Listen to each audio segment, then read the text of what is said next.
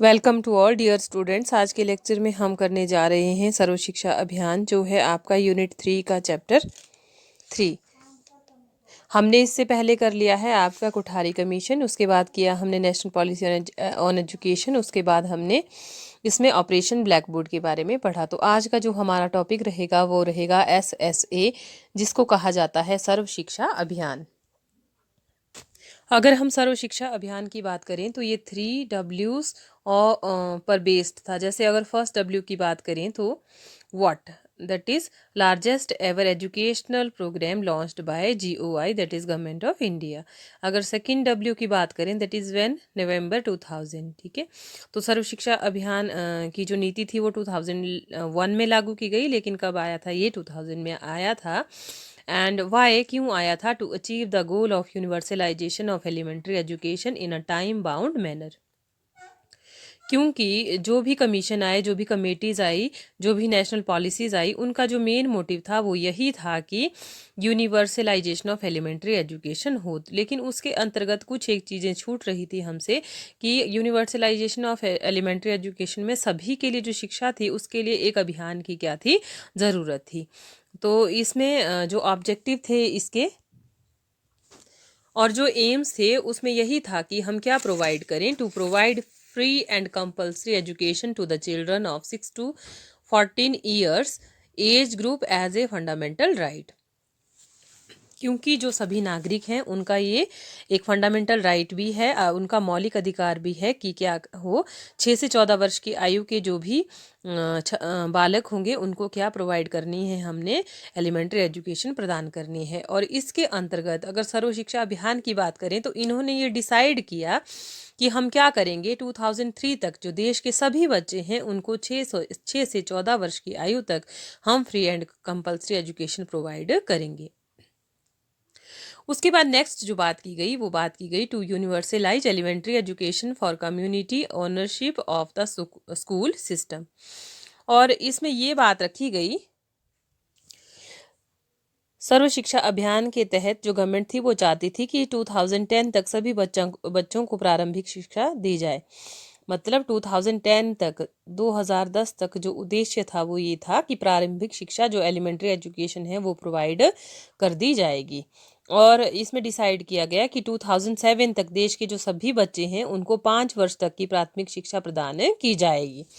Target रखा गया 2003 तक देश के जो सभी बच्चे हैं उनको फ्री एंड कंपल्सरी एजुकेशन दी जाएगी, 2007 तक 5 वर्ष तक की प्राथमिक शिक्षा दी जाएगी और 2010 तक सभी बच्चों को प्रारंभिक शिक्षा दी जाएगी। और 2010 तक ही शिक्षा का क्या करेंगे? सार्वभौमिकरण करेंगे, that is your universalisation of elementary education. और जो आपका एलिमेंट्री लेवल है उसमें क्या करेंगे? हम क्वालिटी एजुकेशन बच्चों को देंगे, ताकि ऐसी एजुकेशन जो कहीं ना कहीं उनके काम आए और शिक्षा को जीवन के साथ जोड़े जाने के उपाय किए जाएंगे। मतलब जो एजुकेशन है वो इस प्रकार की देनी है कि वो हमें रियलिटी में या रियल लाइफ में हमारे काम आए। और मेनली आगे ये बात की गई कि जो ह्यूमन की कैपेबिलिटीज़ है to all children through provision of community owned quality education. और उसी के साथ साथ ये बात की गई to bridge the gaps of gender and social category found in elementary education and improving the quality of learning. कि जो ऐसे ग्रुप्स हैं जो मतलब जैसे मनी वाइज या फिर कैटेगरी वाइज या जेंडर बेस वाइज वो क्या है, डाउन है, उनको भी क्या करेंगे? हम डेवलप करने की कोशिश करेंगे। तो जिस प्रकार से जो आपके एम्स थे UEE के, यूनिवर्सलाइजेशन ऑफ एलिमेंट्री एजुकेशन, उसी के तहत ये बात की गई थी। तो इसमें भी सर्व शिक्षा अभियान में ये फोकस स्कूल ड्रॉप आउट्स। अगर फर्स्ट इंक्रीज्ड असेस की बात करें तो जो स्टूडेंट्स थे वो स्कूल में पहुंच पाए, इस मतलब किस जगह पे, किस एरिया पे, कितनी डिस्टेंस पे स्कूल होना चाहिए, इसकी क्या की गई इसमें बात की गई। और दूसरा इंक्रीज्ड एनरोलमेंट, कि हमने स्टूडेंट्स के एनरोलमेंट को बढ़ाना ही है, चाहे उसके लिए हमें कितने भी एफर्ट्स करने पड़े। उसके बाद इंक्रीज्ड रिटेंशन, अगर इसमें हम बात करें, मतलब रिटेंशन धारण करना, कि एक बार अगर स्टूडेंट आ जाता है, अगर फर्स्ट में आ गया तो उसको कहाँ ले जाना है? सेकंड में। सेकंड के बाद कि एक बार वो स्कूल में आ जाए तो वो फिर उसको धारण करके ही रखे। सेकंड के बाद थर्ड, थर्ड के बाद फोर्थ, अप टू हमने 8th तक उनको क्या देनी है, एजुकेशन प्रोवाइड करनी है और प्रारंभिक जो प्राथमिक शिक्षा उनको देनी है 5th क्लास तक देनी ही है। कि एनरोल होने के बाद वहाँ पे ऐसा ना हो कि स्टूडेंट छोड़ दे, मतलब उसके अंदर इतना मोटिवेट करना है, उसको इस तरह से समझाना है ताकि वो स्कूल छोड़ के ना जाए। और उसी के साथ की इंक्रीज अगर हमने रिटेंशन करना है तो रिड्यूस हमने स्कूल ड्रॉप आउट्स की भी बात की गई कि जो स्टूडेंट्स हैं वहाँ पे स्टेग्नेशन और जो होता था उस वक्त कि बच्चे स्कूल छोड़ देते थे, ड्रॉप आउट्स का बहुत ज़्यादा रहता था कि दूसरी तीसरी चौथी कक्षा के बाद क्या कर देते थे बच्चे, स्कूल छोड़ देते थे। उसको क्या थी मतलब रिमूव करने की या रिड्यूस करने की क्या की गई थी, सर्व शिक्षा अभियान में भी बात की गई थी। अगर हम बात करें सर्व शिक्षा अभियान की कैरेक्टरिस्टिक्स की, जो है सर्व शिक्षा अभियान की विशेषताएं, तो इसकी पहली विशेषता ये थी कि effective involvement of local bodies. जो लोकल बॉडीज़ हैं, जो स्थानीय संस्थाएं हैं, उनकी बलशाली क्या होनी चाहिए, सहभागिता होनी चाहिए। तो सर्व शिक्षा अभियान ये चाहता था कि जैसे जो पंचायती राज्य की संस्थाएं हैं या ग्रामीण जो समितियां हैं वो भी क्या हों, जैसे अगर हम पेरेंट्स की बात करें, पेरेंट्स टीचर की एसोसिएशन होनी चाहिए, या फिर जो विद्यालय के जो भी एडमिनिस्ट्रेटिव हैं जो वहाँ पे काम करते हैं उनमें एक छोटी छोटी कमेटीज़ होनी चाहिए जो क्या करें, वहाँ पे काम करें। और जो उनका जो स्टेट लेवल है या जो उनका डिस्ट्रिक्ट लेवल है वहाँ पे भी क्या होनी चाहिए, उनकी ऑर्गेनाइजेशंस होनी चाहिए जो वहाँ पे क्या करें, उनकी काम की देखरेख करें और जो वहाँ पे कुछ भी समस्याएं आ रही है तो उससे वो निपटे। अगर सेकेंडली वहाँ पे बात करें तो इसमें बात की गई सेकंड, केंद्र एवं राज्य स्तर पर सहयोग की, सेंटर एंड स्टेट्स कोऑपरेशन वहाँ पे होनी चाहिए। कि ये तो आपको समझ आ गया होगा, सेंट्रल लेवल पे हो या फिर स्टेट लेवल पे हो, वहाँ पे दोनों तरफ से क्या होना चाहिए, सहयोग होना चाहिए, जिससे ये जो कार्यक्रम है ये क्या है, अपना जो उसका गोल है उसको अचीव कर सके। उसके बाद नेक्स्ट आता है क्वालिटी एजुकेशन, गुणात्मक शिक्षा की बात की सर्व शिक्षा अभियान ने, और ये क्या थी, इसकी एक कैरेक्टरिस्टिक थी। उसके बाद नेक्स्ट जो कैरेक्टरिस्टिक्स है वो है सोशल जस्टिस, मतलब सभी को क्या मिलना चाहिए, न्याय वहाँ पे मिलना चाहिए। इसके बाद नेक्स्ट अगर बात करें तो यूनिवर्सलाइजेशन ऑफ एलिमेंट्री एजुकेशन, जो सबसे बड़ी क्या थी, इसकी एक कैरेक्टरिस्टिक थी। उसके बाद है नेशनल यूनिटी, दैट इज राष्ट्रीय एकता। सर्व शिक्षा अभियान का जो उद्देश्य था वो क्या था, राष्ट्रीय एकता को स्थापित करना और राज्यों के अपने जो दृष्टिकोण है उनका क्या करना।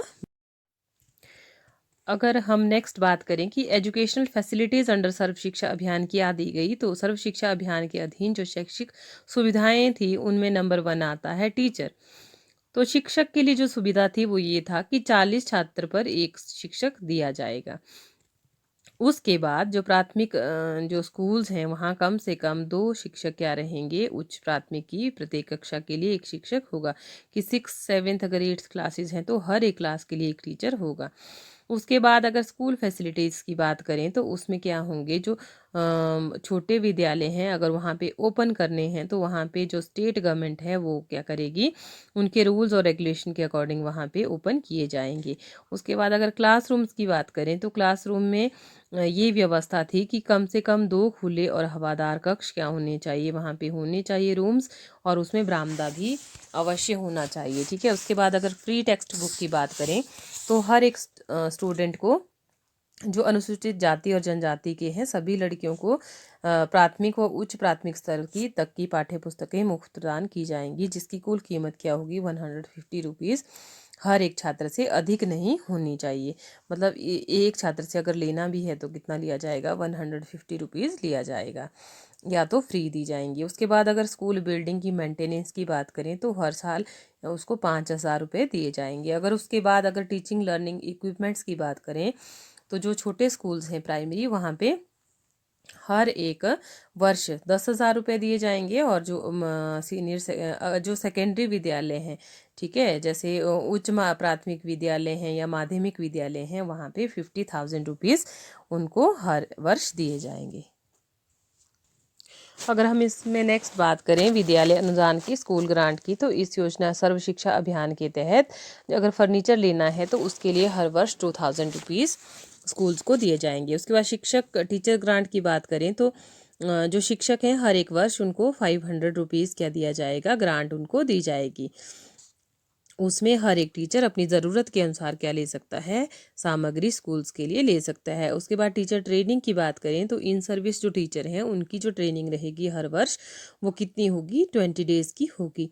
और अगर शिक्षण के प्राप्त मतलब उसके बाद अगर न्यू टीचर अपॉइंट होंगे तो उनकी जो वर्कशॉप है वो बढ़ जाएगी, आपकी 30 डेज़ की होगी। और उसके बाद अगर इन सर्विस या टीचर्स नहीं हैं तो उस केस में क्या होगा, उनकी जो मतलब ट्रेनिंग होगी वो कितनी होगी, 60 डेज़ की होगी। उसके बाद अगर ट्रेनिंग ऑफ कम्युनिटी लीडर्स की बात करें तो उस केस में क्या होगा, मतलब ग्रामीण शिक्षा विकास समिति और ग्रामीण लोगों को जिसकी अधिकतम संख्या कितनी हो सकती है, 8 हो सकती है, 2 दिनों क्या दिया जाएगा, उनको ट्रेनिंग दी जाएगी। और इसमें जो अगर वुमेन्स होंगी जो होंगी उनको प्रेफरेंस दी जाएगी कि उनको फर्स्ट ट्रेनिंग दी जाए। और इसके लिए उन्हें 30 डेज़ के हिसाब से खर्चा दिया जाएगा कि अगर वो 8 दिन की ट्रेनिंग करेंगे तो उनको 30 दिन का पैसा मिलेगा, या उनको सीखने के लिए भी ट्रेनिंग मतलब पैसा दिया जाएगा। उसके बाद अगर डिसेबल्ड चिल्ड्रन की बात करें तो उनको उनमें प्रत्येक वर्ष उनको 1200 रुपये दिए जाएंगे, मतलब आर्थिक मदद दी जाएगी उनको, हर एक बच्चे को 1200 रुपीज़ दिए जाएंगे अंडर सर्व शिक्षा अभियान। अब आती है इसमें कि इसको मॉनिटर कौन करेगा पूरे प्रोग्राम को, जैसे सर्व शिक्षा अभियान था, इसको इसकी देख रेख कौन करेगा, निगरानी कौन करेगा। तो फर्स्ट जो रिस्पॉन्सिबिलिटी दी गई मॉनिटर करने की वो थी आपकी सेंट्रल एंड स्टेट गवर्नमेंट। उसके बाद कौन मॉनिटर करेगा डिस्ट्रिक्ट लेवल पे, तो वो होगा मॉनिटरिंग एट डिस्ट्रिक्ट लेवल पे भी होनी चाहिए। उसके बाद कहाँ पे मॉनिटरिंग होनी चाहिए, monitoring at block elementary education level. उसके बाद कहाँ पे होनी चाहिए, monitoring at cluster school level. और उसके बाद कहाँ पे होनी चाहिए, monitoring by village education committee जो भी बनाई जाएंगी वहाँ पे भी क्या होगी, मॉनिटरिंग होगी कि जो कहा गया है वो हो भी रहा है या नहीं हो रहा है। अगर हम रोल की बात करें, रोल ऑफ सर्व शिक्षा अभियान इन स्ट्रेंथनिंग एलिमेंट्री एजुकेशन, तो क्या क्या फ़ायदा मिला इसमें। जो टीचिंग लर्निंग इक्विपमेंट्स थे उसके लिए हेल्प दी गई। टीचर एजुकेशन में जो 20 डेज़ की उनको प्रशिक्षण दिया गया उसमें हेल्प दी गई। उसके बाद अगर एजुकेशन में कुछ पिछड़ चुके बच्चों की बात करें तो उनको एजुकेशन दी गई। उसके बाद अगर हम दिव्यांग स्टूडेंट्स की बात करें तो उनको भी क्या मिली, हेल्प मिली, मतलब वो पढ़ेंगे भी और उनको पैसा भी दिया जाएगा। उसके बाद जो डिफरेंट ग्रुप्स थे, ठीक है, चाहे जाति अनुसूचित जाति की बात करें, जनजाति की बात करें या गर्ल्स की बात करें, उनको भी एजुकेशन दी गई। टीचर्स की बात करें तो टीचर के पास भी एक फैसिलिटी दी गई कि वो इक्विपमेंट्स अगर अपने लेने हैं तो 500 रुपीज़ की क्या मिलेगी, उनको एड मिलेगी। ठीक है, उसके बाद अगर वो कहें ट्रेनिंग ऑफ कम्युनिटी लीडर्स तो उनको भी क्या की गई, वहाँ पे हेल्प मिली प्रशिक्षण के लिए, जिसमें जो महिलाएं थी उनको प्राथमिकता दी गई। उसके बाद अगर टीचर ग्रांट की बात करें वो भी मिली। एस्टेब्लिशमेंट ऑफ न्यू स्कूल्स, उसमें भी क्या थी, फैसिलिटी थी। और उसके बाद अगर हम सर्व शिक्षा अभियान और उसमें क्वालिटेटिव रिफॉर्म्स की बात करें तो एलिमेंट्री एजुकेशन पर वो भी क्या किए गए, प्रोवाइड किए गए। और उसमें बात रखी गई कि सर्व शिक्षा अभियान 2001 से पूरे देश में आरंभ किया जाएगा और किया गया भी। और इसमें इस अभियान के अंतर्गत सर्वप्रथम प्राथमिक शिक्षा के गुणात्मक सुधार किए गए। अब इसके अंडर अगर हम सेंट्रल और स्टेट गवर्नमेंट की फाइनेंशियल स्ट्रक्चर की बात करें तो 9th जो 9वीं पंचवर्षीय योजना थी उसके अंडर कहा गया था कि 85% सेंटर गवर्नमेंट उसमें पैसा देगी और 85:15 क्या रहेगा, स्टेट गवर्नमेंट वहाँ पे देगी। और 10th जो हमारी पंचवर्षीय योजना थी उसके तहत कहा गया 75:25 इसमें दिया जाएगा। सेंटर आपका 75% देगा और 25% हमारी स्टेट देगी। उसके बाद यह रेशो क्या हो जाएगा, 50:50 हो जाएगा, मतलब सेंटर और स्टेट दोनों क्या करेंगी, पूरा पूरा इन्वेस्ट उसमें करेंगी। और दूसरा इसमें बात की गई थी कि डायरेक्ट फंड टू स्टेट्स की जो भी फंड मिलेगा सेंट्रल गवर्नमेंट की तरफ से वो सीधा क्या मिलेगा, स्टेट्स को मिलेगा। अगर हम अपने पूरे लेक्चर को थोड़ा सा पीछे जाके देखें तो आज हमने क्या पढ़ा। हमने सर्व शिक्षा अभियान के बारे में पढ़ा जो लॉन्च हुआ आपका 2001 टू 2002। अगर अटेन करें तो इसका मेन मोटिव था यूनिवर्सलाइजेशन ऑफ एलिमेंट्री एजुकेशन को अटेन करना and aim to provide useful and relevant elementary education to all children in the 6 to 14 age group और बाय 2010। इसने एम्फेसिस किया आपका gender and social category gaps at elementary education level. अगर next बात करें कि YSSA तो इसमें था कि सभी को शिक्षा क्या करनी है, हमने प्रोवाइड करनी है, स्कूल के अंदर भी और स्कूल के बाहर भी। तो क्लियर टाइम फ्रेम किया इन्होंने यूनिवर्सल एलिमेंट्री एजुकेशन का, quality basic education all over the country में बात की, promotion of social justice through basic education, effective involvement of many institutions, expression of political will for universal elementary education across the country. अगर हम next इसमें कहें participation किसका था, central state और लोकल जो गवर्नमेंट थी। उसके बाद इसकी एम्स और ऑब्जेक्टिव की बात करें तो इसने कहा कि 2010 तक 6 to 14 ईयर्स के जो स्टूडेंट्स उनको प्रोवाइड करना एलिमेंट्री एजुकेशन। उसके बाद 2007 तक कंप्लीट करनी उनकी 5 ईयर प्राइमरी स्कूलिंग जो हमने पढ़ा, और 2010 तक उनको 8 ईयर ऑफ एलिमेंट्री स्कूलिंग हमने क्या करनी है, प्रोवाइड करनी है। बेसिक फीचर में हमने पढ़ा कि सभी के लिए शिक्षा की बात की, चाहे SC हो चाहे ST हो, चाहे हर प्रकार के, चाहे टीचर एजुकेशन की बात हो, चाहे डिस्ट्रिक्ट एलिमेंट्री एजुकेशन की बात हो, चाहे डाइट ओपन करने की बात हो, हर एक चीज़ क्या की इन्होंने डिस्कस इसमें की। अगर मेजर एरियाज़ की बात करें तो इन्होंने रिसर्च और इवेल्युएशन को भी क्या किया, प्रमोट किया, और जो कम्युनिटी मोबिलाइजेशन की भी बात थी इन्होंने इसमें की। अगर मेजर कंपोनेंट्स की बात करें तो इन्होंने education of out of school children की भी बात की, और उसमें मैनेजमेंट स्ट्रक्चर की भी बात की, कितना पैसा देंगे, किस तरह से काम होगा, वो सब कुछ इन्होंने बात की। कंप्यूटर एजुकेशन की भी इन्होंने बात की कि कंप्यूटर की एजुकेशन देना भी क्या है, बहुत ज़्यादा ज़रूरी है, और क्वालिटी एजुकेशन दी जाए, गर्ल को एजुकेशन ज़रूर दी जाए। अगर फाइनेंशियली भी बात करें तो फाइनेंशियल फोकस भी इन्होंने किया मेनली कि कितना कितना पैसा हम खर्च करेंगे। क्वालिटी ऑफ एजुकेशन की बात करें तो किस किस तरह की क्वालिटी, इंफ्रास्ट्रक्चर फैसिलिटीज़ भी देंगे, टीचिंग मटेरियल भी देंगे, स्कूल इंडिकेटर्स पे भी काम करेंगे, टीचर इंडिकेटर पे भी काम करेंगे, और लर्निंग अचीवमेंट भी वहाँ पे होगा।